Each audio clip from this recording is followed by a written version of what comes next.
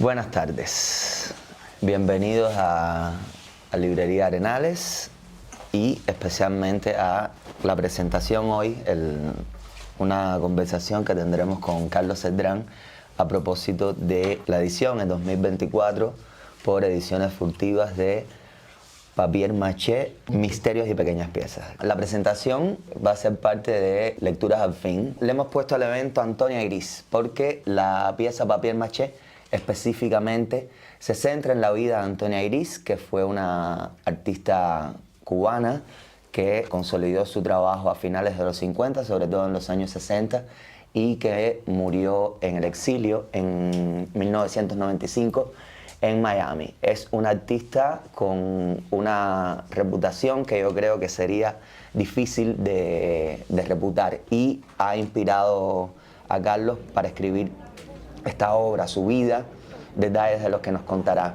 Lo que intentaremos hacer es literalmente una conversación que guiaremos Carlos y yo, pero por favor siéntase quien quiera, que quiera participar, anotar algo, y digamos que lo pendularemos entre la Antonia mujer, persona, ser humano, que tuvo una biografía intensa e interesante, de lo que estaremos hablando hoy, y yo intentaré hablar un poco, se supone que porque sé algo de esto, sobre también la condición artística de Antonia, su pintura, su lugar dentro de la tradición del expresionismo pictórico y la nueva figuración, y nada, básicamente desde ahí será que nos moveremos. Yo venía, Carlos, con la idea de comenzar, aunque esto es algo de lo que tú has hablado en otras ocasiones, comenzar por esto que habías referido de la Antonia ser humano, la Antonia artista. ¿Cómo es que una persona como tú, formado en Cuba, un hombre de teatro, se interesa en escribir una obra que se ocupa de la vida de Antonia Gris, que es un personaje proveniente de las artes visuales y no específicamente del mundo del teatro? ¿Cómo es que te interesas por esto? Háblanos un poco de cómo fue ese proceso. Bueno, Papier Mâché entra en el desarrollo orgánico de la dramaturgia que he estado intentando escribir en estos años, llevando escena, de trabajar con figuras de la cultura cubana que tengan un destino que permita hacer un viaje hacia quiénes fuimos, quiénes somos, lo que nos ha pasado en todos estos años. Biografías que tengan la posibilidad de poder hacer esas preguntas y ese viaje. Estoy pensando que anteriormente escribí sobre Martí, sobre Vicente Revuelta, he escrito también sobre, digamos, mi familia y yo mismo, poniéndome siempre como un personaje fuera de mí, buscando esa biografía colectiva, esa subjetividad sumergida que atraviesa todos estos años y que pocas veces hemos visto en escena, o que yo por lo menos en la escena cubana no he visto. He sentido que es un déficit grande que tenemos. Entonces eso ha sido como una intención, una preocupación continua, ¿no? Ir al pasado, rescatar la memoria de todas esas personas y a través de ellas poder hacer una reflexión profunda de la relación del individuo con el poder, la ideología y la individualidad. Temas que me han preocupado porque son acuciantes para nosotros. Casi siempre son intelectuales, porque lo decía los otros días, son las personas que, digamos, o artistas que más entiendo, que más puedo entender, en las cuales me puedo aventurar a ponerme en sus zapatos, puedo intuir el dilema que tuvieron, y esa es la primera razón importante. Tiene que ver con un tema colectivo grande que yo llevo tiempo investigando o tratando de rescatar para la escena cubana, ¿no? Y en particular Antonia, más allá de esto, es el impacto de la obra de ella que tuvo siempre en mí. Desde que lo cuento en la propia obra. En la obra hay un pasaje donde se narra ese primer encuentro con la obra de Antonia, primero en las salas del Museo Nacional, en la colección permanente, donde está la obra de ella, que siempre me resultó, desde que la vi por primera vez, nadie me lo explicó, impactante, ¿no? El expresionismo de Antonia. Y después el día que pude acceder a la bóveda del museo y que por casualidad vi la tribuna, estuve unos minutos frente a ella y me quedó marcado aquel cuadro que después empecé a oír, porque todo esto era un secreto, de esto no se hablaba, de que por ese cuadro había sido censurada, y a eso se quedó, claro, se quedó dando vueltas, no que yo quise escribir desde ese entonces. Pero llegó el momento que a la búsqueda de estos personajes espejos, de estos grandes espejos oscuros donde uno se puede ver en el abismo de lo que uno mismo ha sido como artista en Cuba, y encontré que Antonia era ideal. Había una tragicidad desde la obra y en la persona, y en el conflicto de ella como individuo y como artista frente a los poderes, ¿no? Y me interesó mucho entonces su silencio. ¿Por qué el silencio? ¿Por qué ese retiro? Más allá de la censura, que claro que existió, pero ¿por qué ella no insistió? ¿Por qué ella no luchó? ¿Por qué no se fue? ¿O lo intentó? ¿Qué dilemas hubo ahí? Y adelantarlo a través de la ficción. Por eso Antonia, y por eso fui a la plástica, ¿no? A una figura como ella. Apuntar en ese sentido que yo, que soy un poco más joven que Carlos, haciendo un poquito de historia, en el año 2003, después de varios años de estar cerrado en el Museo Nacional de Bellas Artes en La Habana por labores de restauración, etcétera, finalmente en el año 2003 es reabierto. Yo en 2005 comencé a estudiar Historia del Arte en la Universidad de La Habana y yo llego al museo y esas piezas que tú viste en bóveda, ya pasado el tiempo, estaban, digamos, desplegadas por el museo. Y me sucedió exactamente lo mismo que a ti te sucedió. Yo tenía una idea un poco del arte cubano, grandes nombres. De Antonia nunca había oído hablar, pero fue lo más conmovedor y lo más... ¿cómo decirlo? Antonia, yo creo que es importante tener en cuenta que, por un lado, desde el punto de vista técnico, desde el punto de vista de la destreza que debe tener un pintor, máxime teniendo en cuenta que ella tiene que ver con el expresionismo, que es una gran genealogía, hay una gran tradición en el arte, aunque es un término que se comienza a ser usual a partir de las vanguardias del siglo XX. Es bueno tener en cuenta que el cubismo, el dada y tal, otros términos de vanguardia no tienen una precuela, por decirlo de alguna manera, como la tiene el expresionismo. La misma Antonia manifestó más de una vez que una de sus grandes inspiraciones era Goya, Francisco Goya y Lucientes. Estamos hablando de un artista que consolidó su obra a inicios del siglo XIX, cuando el término expresionismo no era habitual, no existía. Sin embargo, hay un consenso bastante generalizado en que Goya tiene que ver con esto. Y como parte de esta genealogía, Antonia sobresale. Yo, siendo un estudiante que recién comenzaba, me daba cuenta de eso que tú hablas. Había algo espejeante en esa obra, había algo tremendamente seductor a partir de, independientemente, perdón, de cierta agresividad, el manejo del monstruo como personaje y arquetipo. Y no me interesé en escribir una obra, pero sí luego, para hacer mi tesis de grado, hice una tesis que tenía que ver con muchas más cosas, pero que el germen fue Antonia Gris, haber visto esas obras y luego haber dedicado tanto tiempo a pasar y mirar. La sala de los 60 yo creo que es visita obligada dentro del museo. Entonces, Carlos, quería preguntarte algo para que lo compartas con nosotros. Estamos hablando del silencio, pero me gustaría saber cómo es que tú entiendes ese silencio, que sabemos que es para referirnos a Antonia es el silencio, pero cuando hablamos de silencio estamos hablando de censura también, estamos hablando de control y estamos hablando de que Antonia Gris a partir de 1969 prácticamente no volvió a pintar un cuadro como las piezas que le hicieron notoria hasta que no salió de Cuba en el año 1993. ¿Cómo entiendes tú ese silencio tan abordado y en el que tanto pensamos en relación con Antonia? Bueno, y cuando se habla de Antonia está etiquetado ese término, el silencio de Antonia. Es decir, Antonia hizo un silencio tan grande que se ha convertido como un tópico, ¿no?, de la plástica cubana. Ese retiro de ella y de no volver a tocar un pincel, por lo menos del modo en que los había hecho hasta ese momento, a través de la pintura expresionista. Y se dedica al papier maché y al trabajo comunitario como una forma sustitutiva de creatividad, pero menos subjetiva, personal, agresiva, ¿no? Ya sabemos que son dos caminos distintos. Yo creo que sobre el silencio se ha especulado mucho, se ha hablado mucho, las distintas versiones que hay. Maite Díaz, que fue la presentadora del libro, aventuró uno muy radical, que ella dice que el silencio de Antonia fue su resistencia frente al atropello que sufrió y que ella, por orgullo y por una posición vertical y ética, ella se retira y no habla más. Es decir, no habla más pictóricamente, no insiste, no da la batalla, no hace concesiones, no intenta sacar la obra, no intenta irse, no intenta nada, simplemente acepta, se calla como una resistencia. Pero cuando yo empecé a estudiar la figura como un personaje, porque acuérdate que mi acercamiento no es para nada biográfico, es puramente ficcional y subjetivo y, bueno, ficcional. Yo empecé a darme cuenta que hay contradicciones que me saltan como preguntas que yo siempre me hago ante los personajes cuando intento crearlos o dirigirlos.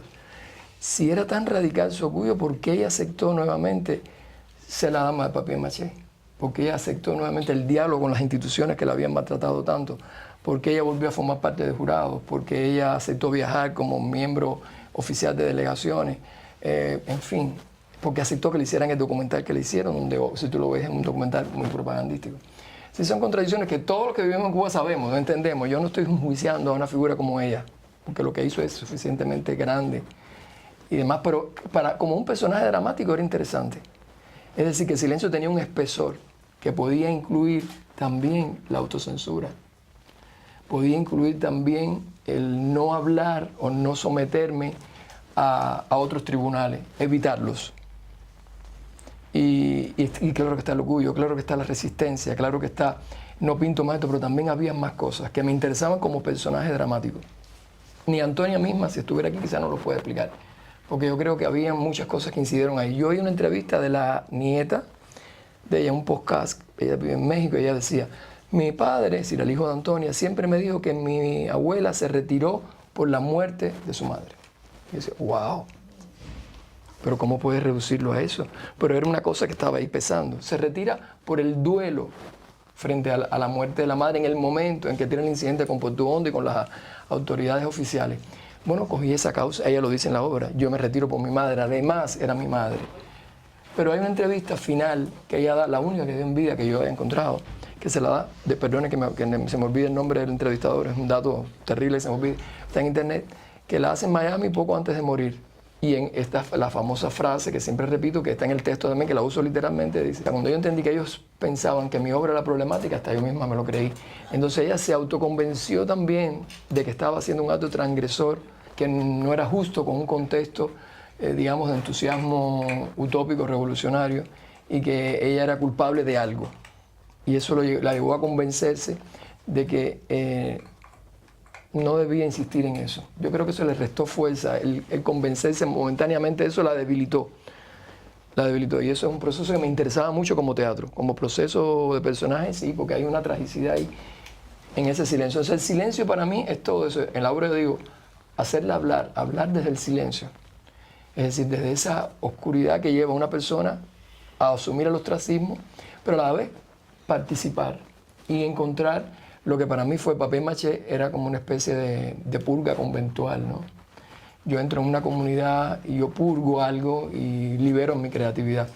También es un reduccionismo, y en la obra trato de salvarlo con el testimonio que da el niño de la grandeza humana que fue participar de ese taller. Porque trato de no dar una sola versión de los hechos, sino un calidoscopio de posibilidades de por qué un artista como ella aceptó de algún modo y vivió la censura que le tocó, y el momento que le tocó, y se amoldó a ello, ¿no? ¿Y por qué la otra? Porque vuelve a pintar en el exilio. Si ya tú no quieres pintar más, porque no se vuelve a pintar en cuanto llega. A pedido de los curadores, en Miami empezaron a darme versiones. Fue terrible el diálogo con los curadores, porque la presionaron mucho y eso fue causa de infarto. Y yo decía, pues, muchos pintores me lo dijeron, una en particular.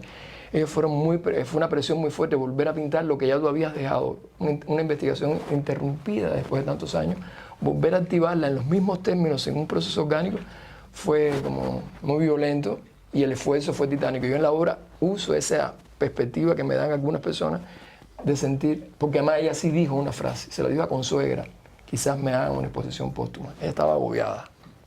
Yo creo que físicamente era titánico para ella.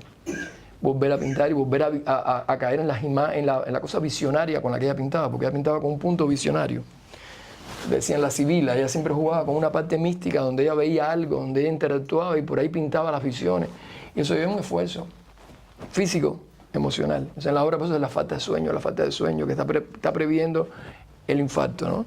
Como un Macbeth, que ella sabe que ya no puede dormir porque ya está haciendo algo que es muy transgresor para ella.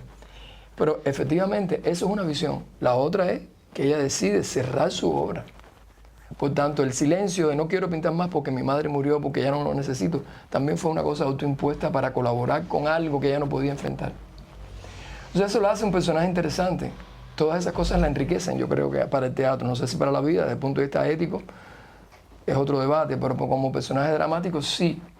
Porque lo que nos falta en la dramaturgia cubana es encontrar la tragicidad. Encontrar el punto donde los personajes se convierten en personajes que tengan conflictos profundos y reales y no tontos, no anecdóticos, no cotidianos, sino grandes, ¿no? Visualizar eso, atrapar eso. Eso me ha costado mucho trabajo y por eso he escrito tan poco. Porque me cuesta encontrar dentro de nuestra realidad la grandeza de la tragicidad, por decirlo mal y pronto. Había un espectador que me dijo, Resuel me dijo, yo me acuerdo que un estudiante que estudió conmigo en la carrera empezó a hablar de la tragedia, de la tragicidad y demás, y tuvo problemas y lo acallaron. Yo creo que tuvo que estar rescatando un poco ese sentimiento trágico de lo que hemos vivido, ¿no? Ya Retamar hablaba de eso en el año 63, cuando hablaba de Antonia. Con ella se inaugura lo trágico entre nosotros. Ella tuvo una visión fatalista de lo que éramos y de lo que se estaba construyendo. Esas cabezas de la tribuna destruidas, ese pueblo, esa máquina que muele saliendo de Juanelo todas las cabezas. Era una imagen, era terrible lo que explicó Maite, que es genial, que no me había dado cuenta que las banderitas prevén ya hasta Chávez. Las banderitas del Partido Comunista Venezolano, en una tribuna que se está esperando un orador, que decir, vamos a tener una serie de oradores que van a llegar a esa tribuna. No solamente que esperábamos que llegara, van a venir muchos. Una ironía y una visión que este pueblo siempre va a tener necesidad que se pare en esa tribuna un orador frente a esos garfios, a esas garras, a hablar de ese pueblo embrutecido. Es una visión muy nefasta, muy funesta para que pueda ser deglutida en los años 60. Pero que alumbra a un artista con una capacidad visionaria, ¿no? Claro. Y muy radical y muy trágica, porque nunca es complaciente. La imagen de la Anunciación, ya yéndonos a un punto más humano, más existencial, porque ahí no está lo político, de esa costurera desgarrada por una Anunciación. Toda la historia sagrada, Cristo, Claro. Juanelo, Todo. Sí, porque es una lectura de los evangelios también, desde una visión funesta, ¿no? O sea, a mí lo funesto en ella, lo trágico, me parece lo más cubano de la obra de ella. ¿Por qué? Porque al final yo creo que la gran cubanidad, lo cubano en este momento no creo que esté ni en la música, ni en el baile, ni nada, está en nuestra tragedia. Está en lo que emanamos como experiencia para el mundo. Este es el resultado, esos son los retos de lo que somos. Esto es lo cubano, que está desmantelado. O sea, yo creo que esa tragedia, Antonio, va a estar de moda. Porque cuando ella parecía enfática, trágica, pesimista en exceso, estaba simplemente adelantándose a lo que estamos sintiendo ahora. Lo que yo recibo de las redes es la falta de alegría total, es decir, no hay cotidianidad, es pura tragedia, es pura anunciación, es arriba la costurera arrancándole el pecho a una máquina. Es decir, lo siento como una realidad casi diaria. Entonces yo creo que eso es lo más cubano de su obra y sigue siendo lo más cubano ahora mismo. Hay algo que a mí me gustaría apuntar que tiene que ver con la visión personal que yo tengo de Antonia.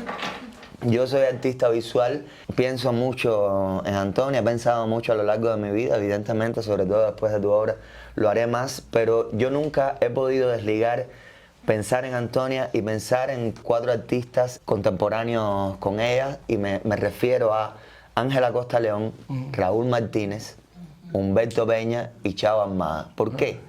Porque ellos 4 y ella, los 5, tuvieron un destino, digamos, similar. Empecemos por Acosta León, que desgraciadamente se quitó la vida en el año 64, año en que están pasando muchas de las cosas que tienen que ver con lo que les pasa a todos. Pero más allá de Acosta León está Chavo Armada, que hizo algo similar, digamos. El cuestionamiento lo llevó a encaracolarse, por decirlo rápido y pronto, como Antonia.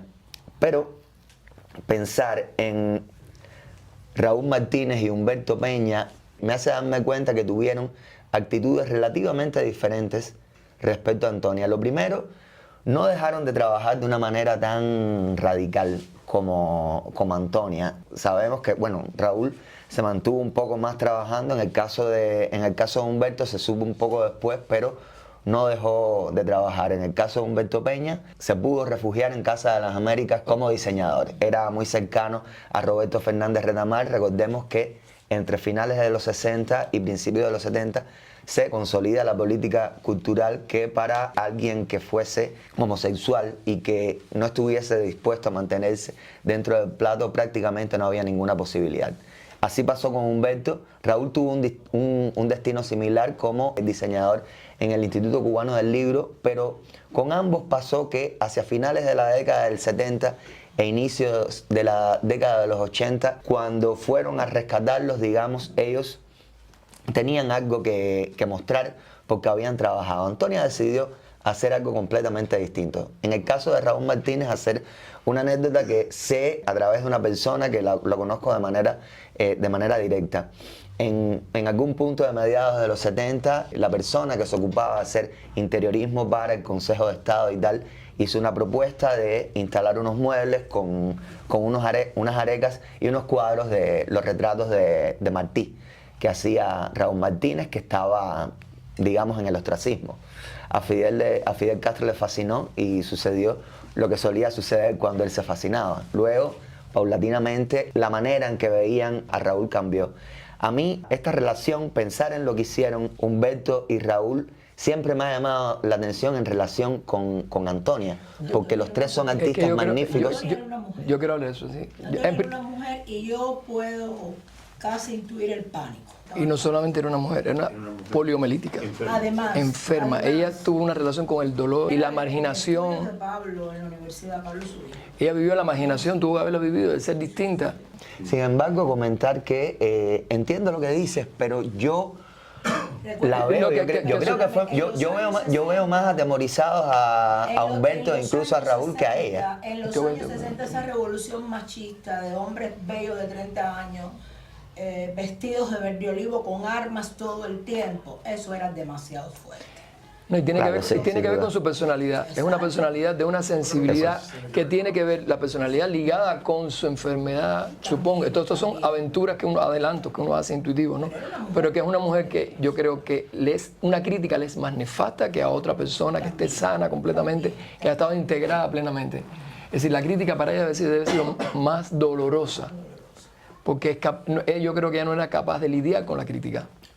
Y con el que la odiaran, el que la rechazaran. Yo intenté apuntar eso en la obra, creo que eso está. Sí, pero también el estoicismo que ella tuvo tiene que ver con la enfermedad y con la familia.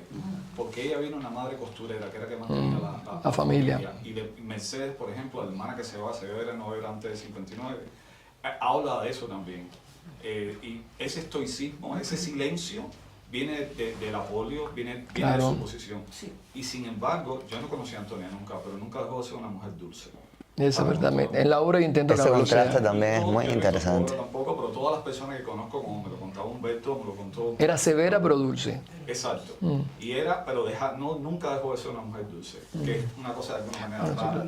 Yo intenté, en la escena donde ella recuenta el día del museo, que yo no sé si ella estuvo en el museo o no, porque eso nadie te lo da con exactitud, pero la experiencia de recibir la crítica que ella recibió de su obra y de todo, fue demoledora a nivel humano, porque se acentúa con la cojera, se acentúa con el dolor, se acentúa con la fragilidad de esa mujer en lo que tú dices como mujer. Tiene que ver con la biografía y el carácter de Antonia, el asumir ese retiro con ese ataque a su dignidad. Bueno, fíjate que la crítica que le hace Raquel Tibor en México es a los dos, es a Antonia y a Raúl Martínez, y fueron demoledoras ambas, demoledoras, porque cuando ella vio a Martí Pop de Raúl Martínez, no lo pudo asimilar, lo encontró. Son barbaridades desde el punto de vista plástico también, ¿eh? Hay un punto en la obra de Antonia, que tú lo ves que no está en la de Raúl, ella pinta la muerte en pelota. ¿Ustedes se acuerdan de ese cuadro? Sí. Fidel Castro jugando pelota en el estadio latinoamericano, deformado como una bestia así, y todo el público con unas máscaras rugientes. Hay que tener mucho coraje para pintar los 60 ese cuadro.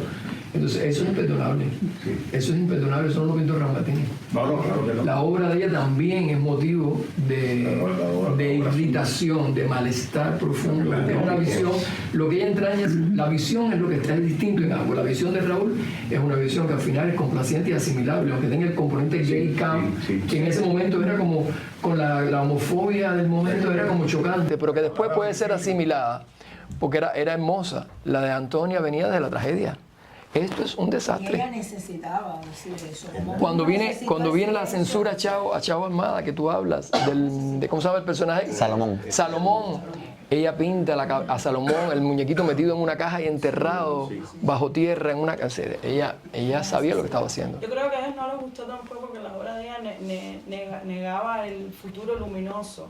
Era lo contrario, era como poner en Vereda Tropical, es lo contrario. Ya es un cuadro final, ya es un cuadro. Ese es el exilio. Ese es el exilio, esa es la visión Yo pensé final. mucho en esa frase, cuando yo estaba viendo el cuadro, yo pensé mucho en esa frase que se usó tanto en esa época triunfalista, ¿no? De el futuro luminoso. Fue de los últimos También cuadros que pintó, de los en últimos esa- cuadros que pintó y se exhibieron en la exposición de Fort Lauderdale. Y cuando tú ves esa cuneta repleta de cráneos humanos, un camino que avanza hacia una alborada, ya es la visión final de toda su obra. Y son las mismas cabezas que pintó siempre, pero ya en esa disposición nueva que aparecen ya en... Ahora, lo que tú decías, volver a pintar y volver a pintar como si no hubiera pasado nada. Cuando yo me presenté, esa situación se me presentó, yo sentí que los 25 años que pintó fue un aplazamiento. Ella estuvo esperando su momento, con estoicismo, lo esperó y se autocensuró y aguantó, hizo todo lo que pudo, pero ella esperó su momento y cuando pudo volvió. Eso Juan Inés de la Cruz. Bueno, trabajamos con San Juan. Obedeciendo a una ortodoxia, callar tu inteligencia o tu sensibilidad y todo y aguantar. Bueno, hablando de eso, para el espectáculo yo trabajé mucho con Zulema, con la actriz que hace Antonia Gris, la imagen de Sor Juana. Cuando ella hace la autocrítica final, su mea culpa final, y cubrir y suplir el negro, el verde ennegrecido, el no sé qué. Ella está haciendo yo la peor de todas, yo la peor de todas como Sor Juana, porque yo creo que es yo creo que hay un punto ahí que Antonia pasa por una santa hereje. Ella tiene una cosa de convento hereje, es un mito de que ella es como una mujer conventual, pero una herética también. Están metidas en la historia sagrada, porque es recurrente en ella. Nada, todo eso, bueno, hablando en siguiente, construir todo eso fue, ¿dónde ubicaba yo a Antonia? Para mí mi gran problema, ¿dónde ubicaba a Antonia? En el presente, los años 60, en su casa de Juanelo, en el medio de todo aquello, me iba a resultar una obra muy realista. Tenía que poner a todo el grupo de los 11, tenía que poner a los Vidal, tenía que poner a toda esa gente conversando. Ya era una investigación total que se me escapaba, ¿no? Y iba a ser un teatro como...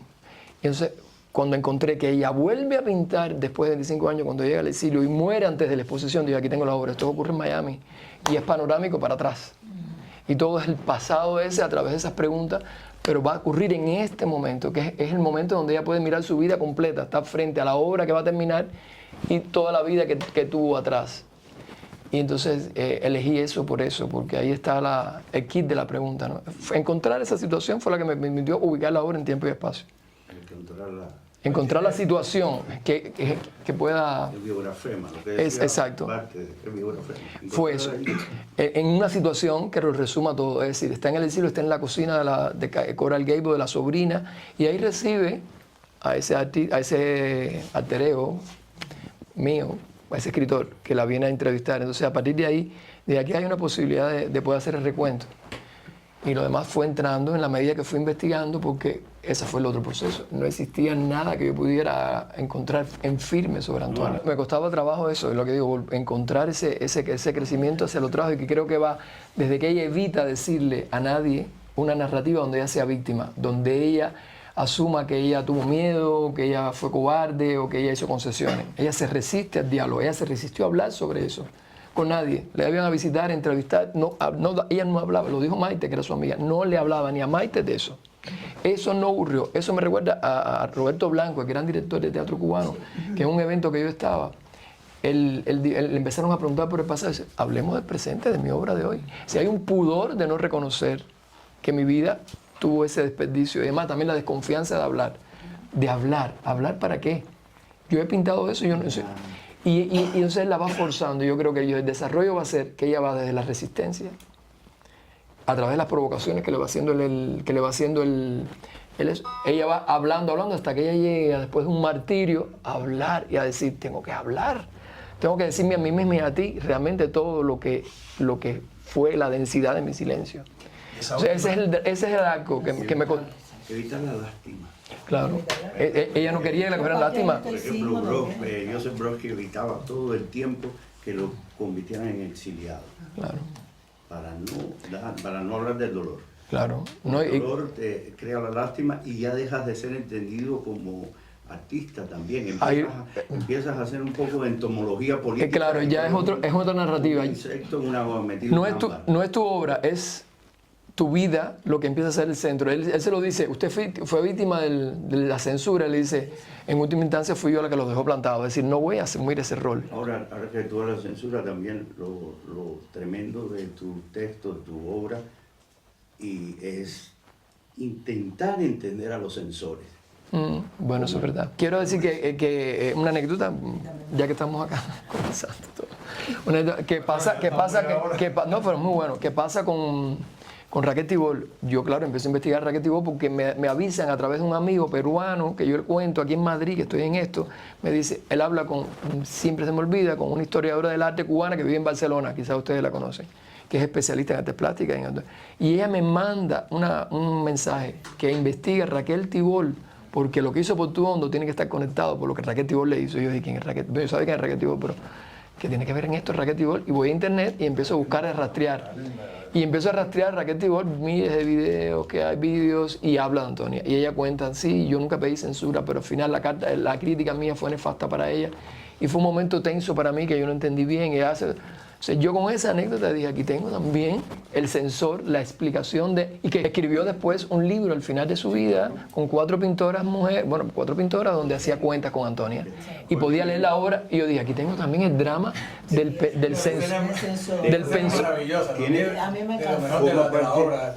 Forma Es esa, parte precisamente de- también porque la relación que se hace de la Revolución Mexicana y del muralismo con Sí, claro. todo ese proyecto. El contexto en el que ella tampoco podía entender a Antonia, porque ella no podía entender a Antonia más allá de que admirara íntimamente la maestría de esa señora, porque no podía dejar de decir que aquello estaba bien realizado. Y eso la molestaba más que le gustara, porque la ideología no le permitía a ella la posibilidad de que le gustara algo que va en contra de sus ideas. O sea, ahí está el drama del censor. Ahí es donde ellos padecen el problema. Es decir, no puedo aceptar. Yo no quise que se caracterizara Portuondo, porque no iba a ser una escena con Portuondo. Yo lo que quería era la voz de la censura que podía Sí, encarnar yo un me pregunté, intelectual. Milagro no tiene el bigotico. No, porque no era. Raquel Tibol está más desarrollada como personaje. Portuondo era la voz de la ideología y la censura que uno ha oído siempre. voz potente, Que- demasiado fuerte. y que como decía Antonia, la voz amplificada siempre me dio terror, que está en su obra. Toda su obra son los micrófonos. Y el efecto nefasto que la voz amplificada produce en la individualidad como ciega y fanatiza. Que ese para ella es uno de los inventos más terribles de la contemporaneidad, la tecnología, que permitió que la voz del líder llegara de un modo a convertirlo todo en un ritual de conversión. Y por eso usé la voz con el micrófono, como está en el cuadro, porque él habita esa tribuna. Y esa voz lo que me interesaba, y dije, Portuondo, porque fue que lo hizo, pero no iba a entrar en la psicología de Portuondo. Es decir, yo no quería que buscarle. Con Raquel sí, tiene puesto como se vestía ella, tiene su medallón. Hay mucha imagen de Raquel en internet. Raquel está llena, siempre tiene el medallón, siempre es como una maestra. Hay una relación de Una maestra contraparte de Porfiriato, de Nica parece. y Tibol, que es extraordinaria, porque Nica ahí está absolutamente... Sí, yo quería que ella lo oyera. Yo lo que ella lo oyera, y Zulema en el fondo, que es una gran actriz, porque bueno, tiene una intuición brutal para entender la humanidad de las cosas. Ella está entendiendo profundamente lo que le pasó a la otra, incluso empieza a sentir como un perdón que viene ya de un lugar, que es el silencio de ella. Le dice, Al mismo tiempo que hay una yo te relación entiendo, tú eres una pobre diabla. Ella la perdona con una conmiseración de esa ya de despojo. Y con el caso del lector de Portuondo, yo no lo sentí corpóreo, porque me di cuenta que esa voz que tú querías proyectar es la voz del presente también. Claro, eso es la voz que nos hace es la ir. voz que todavía nos ha perseguido y que sigue ahí en primer plano. Es con filo. Eso. Ponte los tiros Ahí. Bueno, para cerrar lo de Raquel y te doy el paso, lo de Raquel.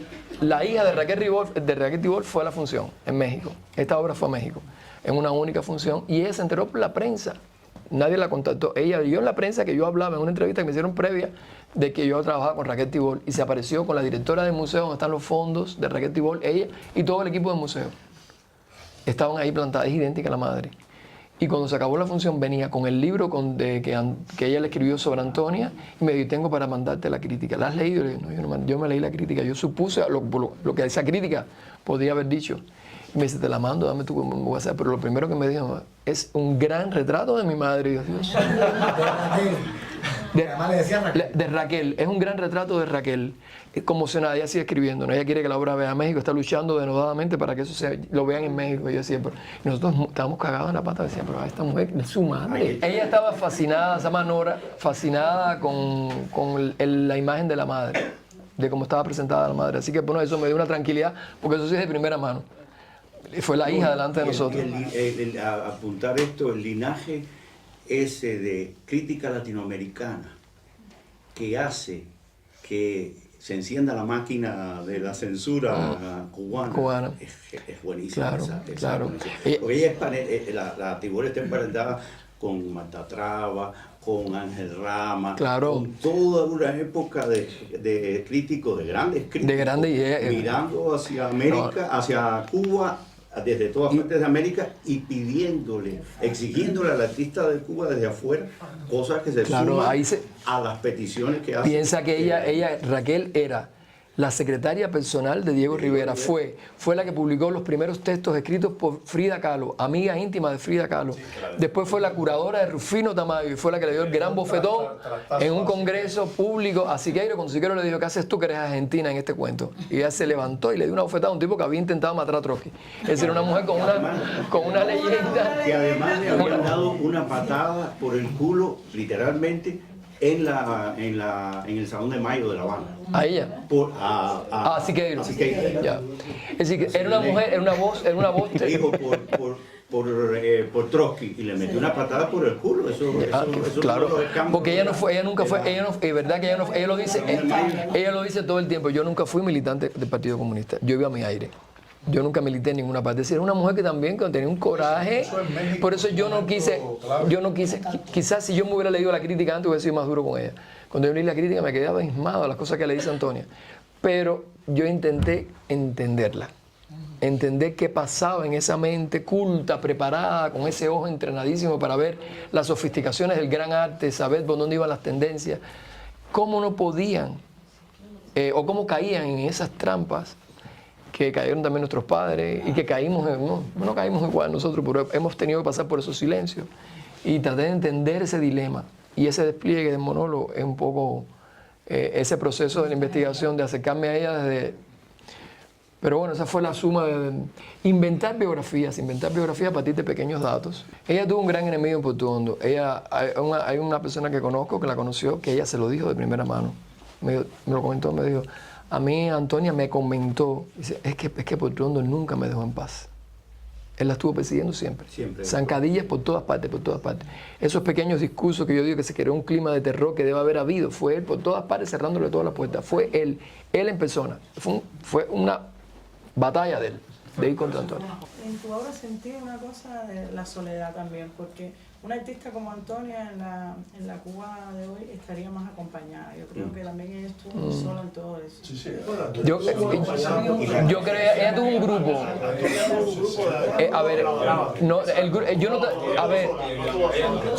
Yo no toqué ese tema. Yo no quise tocar ese tema porque se me iba de las manos la obra, pero el grupo de los 11. El grupo de los 11, el grupo de la parte censora y otra buena gente. Sí, pero claro. Pero Guido Linás, que se fue muy rápido, los Vidal, toda esa gente estaba alrededor de ella. Ellos tenían su tertulia ahí en Juanelo. Eso era un grupo fuerte que fueron censurados por abstractos. Ella participaba del grupo de los abstractos. Lo que pasa es que ella empezó con ellos. Lo que pasa es que ella se distancia porque ella no puede ser exactamente abstracta. Ella tira más para el expresionismo, ser más figurativa por un problema de interés de ella, que ella tiene que expresar más que componer. Un episodio. Y se distancia, pero ella ese grupo, ella estuvo muy acompañada también, ella tuvo una solidaridad profunda de sus amigos. Y sus alumnos Y sus alumnos la adoro. Tomás Sánchez fue su alumno, el mismo Flavio, toda esa gente. Flavio que le consigue la beca Guggenheim para que se vaya a Estados Unidos. Flavio la acompañó hasta el último día que murió en el hospital. Tomás Sánchez, que escribió un artículo maravilloso del día de la muerte de ella, cuando va a entrar al salón de operaciones ya con la cardiopatía, que él se tira el tarot. porque yo eso no lo toco en la obra, pero ella era mística, ¿no? Ella tiraba tarot, ella leía las manos, se pasaba el libro de la Goodman, el famoso libro de la Goodman de la astrología, ese era el libro de consulta y todo el mundo se iba a consultar. Pero si yo todo el tiempo pongo el signo. ¿Sabes? Es la relación de la censura, la artista, la cocina y el tarot. Exacto. Está siempre en la cocina, recibe a la gente en una cocina. Y le tira las cartas. Bueno, ella le tiraba las cartas a todo el mundo. Hay cuentos que iban a los hoteles, ella tiraba las cartas en la habitación y la gente pasaba a tirarse las cartas con Antonia, porque era visionaria tirando las cartas, tarot sobre todo. Y ella le pide, ese tiro está en internet, pueden leerlo, a Tomás Sánchez, que estaba la sobrina de ella presente, la Bárcena, y le pide que le lea el tarot, y le lee el tarot y sale la muerte. Y él dice, no, pero está en una posición donde, claro, que es ruptura, es camino que se abre. Y ella sintió que no le estaba diciendo la verdad y le dijo a la sobrina, lee, porque ella no podía ver. Y le dijo, léeme en qué posición está el arcano mayor, en menos no me expliquen porque yo no sé. Y ella le leyó y ella dijo, no, estás equivocado, yo me voy a morir. Wow. Y entró al salón y murió. Y él nunca más, él dice que él nunca más tiró las cartas. Él no tocó una carta más. Yo estuve a punto de poner a Guido, porque Guido era su mentor. Y hay un documental de Guido que está en el internet muy bonito, de él en París, y su vida en París, pintando y demás. Y yo hice una escena, incluso la escribí, una escena donde él escribía una carta a él. Porque su lema logró encontrar en la Universidad de Miami, a través de una profesora que tenía acceso a los archivos que ella no puede entrar, las cartas que están atesoradas de Antonia y no publicadas, escritas a mano, al Guido de Linás. Entonces yo escribí una escena donde ella le escribió una carta, pero ella después se me hizo mucho, ¿no? Porque era meter a otro personaje, abrir otra ventana, y si iba a ser muy desproporcionada la obra. Al final el teatro es una síntesis, no es una novela. Entonces tienes que dar un arco muy rápido de ciertas cosas.